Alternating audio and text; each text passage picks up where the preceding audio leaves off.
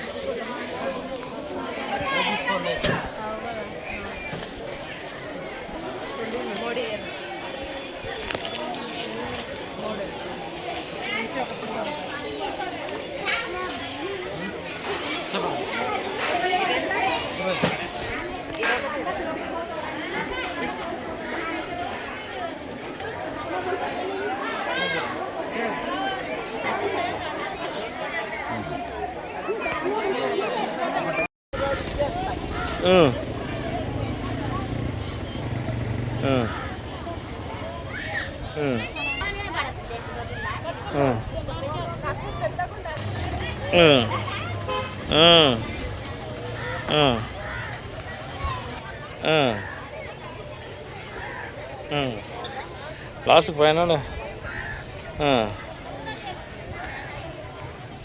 చూడా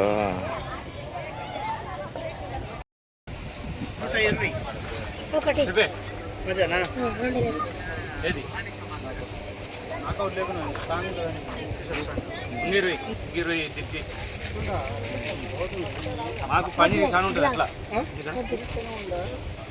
120 220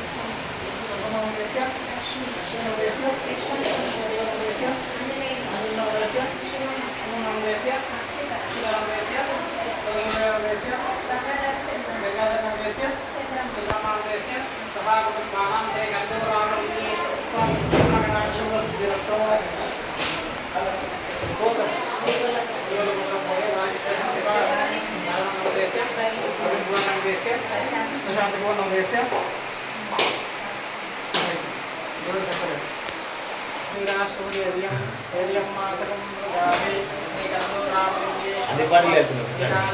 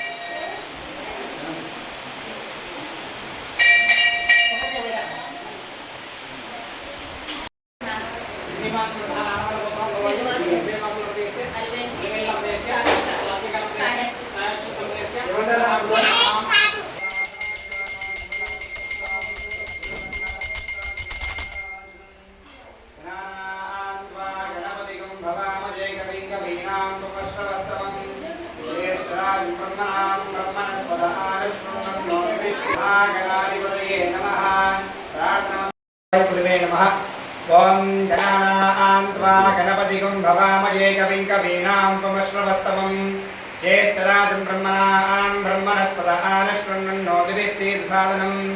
ఓం శ్రీ మహాగణాధిపతయే నమః. ఓం శ్రీ రామలింగేశ్వర స్వామినే నమః. మహబూబ్నగర్ జిల్లా అడ్డాకుల మండలం కందూరు క్షేత్రంలో శ్రీ శ్రీ శ్రీ పార్వతీ సమేత రామలింగేశ్వర స్వామి వారి యొక్క ఆలయంలో ఉన్నారండి. పూర్వము స్వామివారు కొండపైనే ఉండేవారండి. తమ్మలి వంశానికి చెందిన తమ్మల్ల పెద్దమ్మని భక్తురాలు ఆవిడ ప్రతిరోజు కూడా కొండపై ఎక్కేసి స్వామివారికి పూజలు అర్చనలు అభిషేకాలు కూడా నిత్యం కూడా చేస్తూ ఉండేదంట. కాలక్రమేణా ఆవిడ నిండు గర్భావతిగా కావడం జరిగింది. గర్భావతి అయినప్పటికీ కూడా కొండపైన ఎక్కుతూ స్వామివారిని మొరపెట్టుకుంటారంట. స్వామి, నేను నీ చెంతకు రాలేకపోతున్నాను స్వామి అని చెప్పి ఆ యొక్క భక్తురాలు స్వామివారికి మొరపెట్టుకుంటుంది. ఆమె భక్తికి తక్షణమే స్వామివారు ప్రత్యక్షమైపోయి, నువ్వు వెనక్కి తిరిగి చూడకుండా నీ చాదనంతటి నడుచుకుంటూ వెళ్ళమ్మా, నేనే నీ వెంబడి వస్తాను కూడా స్వామివారి భక్తురాలకి మాట ఇవ్వడం జరుగుతుంది. అలా భక్తురాలు కొండ దిగుతూ వస్తుండగా స్వామివారి భక్తురాలు వెంబడి రథంపై వస్తుంటాడంట. ఆ రథం యొక్క గంటల చక్రాల శబ్దానికి ఆ భక్తురాలు స్వామివారు చెప్పినటువంటి మాటలు మర్చి వెనక్కి తిరిగి చూస్తుందంట.